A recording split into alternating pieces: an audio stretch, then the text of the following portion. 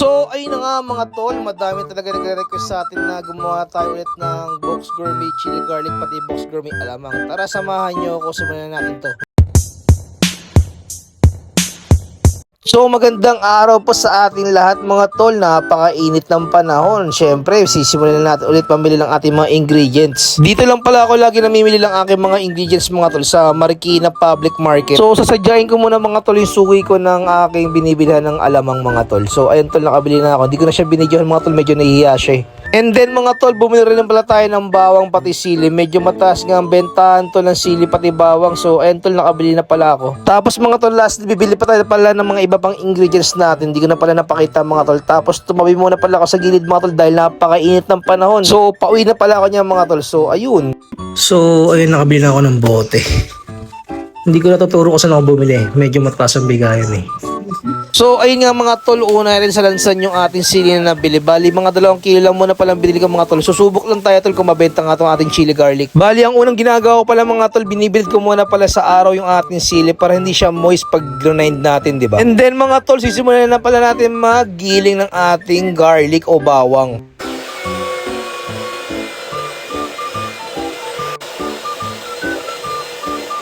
Bali mga 2 kilong bawang nga pala ang akin nagiling dito mga tol. So ayan, gagawa tayo ng alamang. Yun tol oh. Alamang na!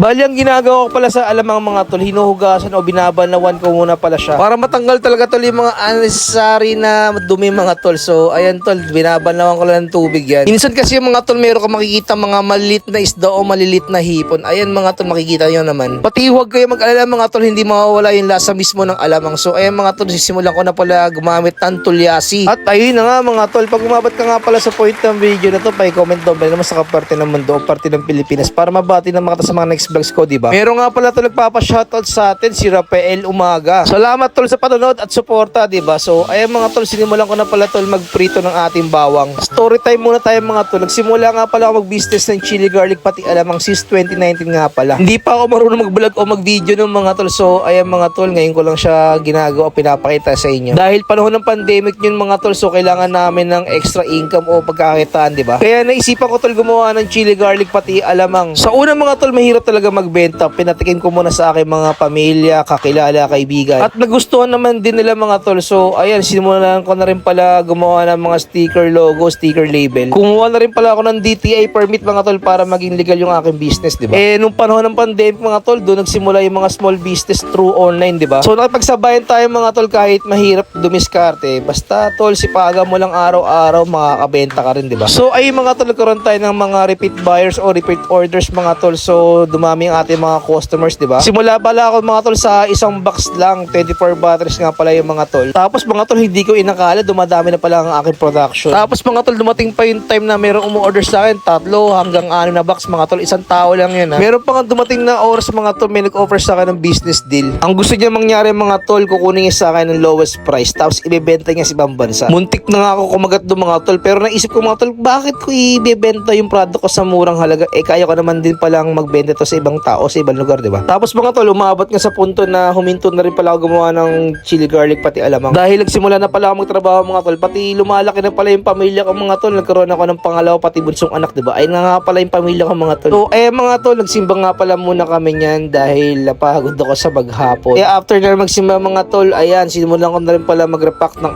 ating gourmet alamang. So pagluluto ko tol ng alamang pati chili garlic, umaabot ako ng 3 days mga tol, yung production pa lang yun ha. Dahil syempre mga tol, hindi mo nang pwede ibalot agad after mo maluto, kailangan ko pa siyang palamigin. Tapos mga tol, ni-steam ko pa yung bote para maging sterilized talaga siya mga tol bago natin ilagay yung ating alamang. Hindi ko na pala pinakita mga tol dahil matagal yung proseso nun eh. And mga tol, nagsimula na pala ako maglagay ng sticker label. Bali, limited stocks lang pala nagawa ko tol sa alamang pati chili garlic ha. Paunahan na lang mga tol. So ayan, yung logo pala tol ng sticker ko mga tol, ako rin pala nag-design o gumawa niyan. Mahirap kasi tol mag-isip ng concept ng sticker mga tol. Siyempre, mag-i-edit ka pa sa computer or cellphone. Tapos maghahanap ka pa ng pinakamurang printing press o printing shop, diba? O mahirap talaga mga tol, sa simula lang ha. Pero pa simula mo na yung mga tol, kailangan mo talagang pag-igihan at sipagan. Hindi ko pa nga natatapos tong video ko mga tol, nakabenta na nga pala ako ng chili garlic pati alamang. Ginawa ko kasi mga tol, nagpa-advance order na ako sa mga, syempre, kakala pati kaibigan. Para hindi na tayo mahirapan magbenta, diba? So, ayan. Gabe! So, ayan tol, day ito na naman. Gagawa tayong chili garlic ngayon. Ito na nga pala tol yung mga pinaarawan ko at inopen kong sili.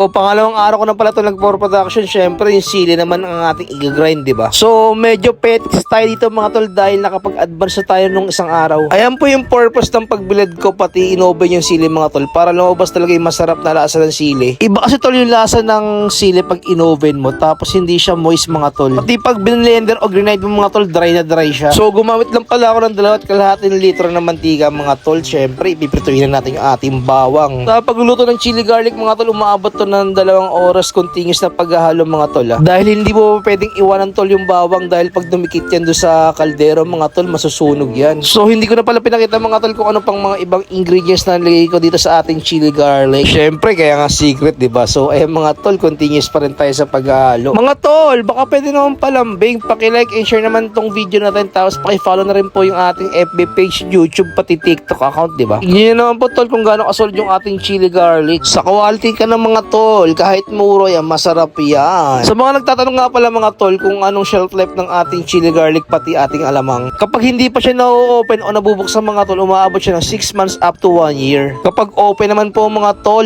tapos nilagay mo sa refrigerator, umaabot siya ng 3 months to 6 months mga tol. And lastly mga tol, pag open tapos room temperature naman, umaabot siya ng 1 buwan hanggang 3 buwan mga tol. So ayun mga tol, hindi ko na alam kung paano ko tatapusin tong video na to, basta alam ko mga tol, masarap. Nyarap!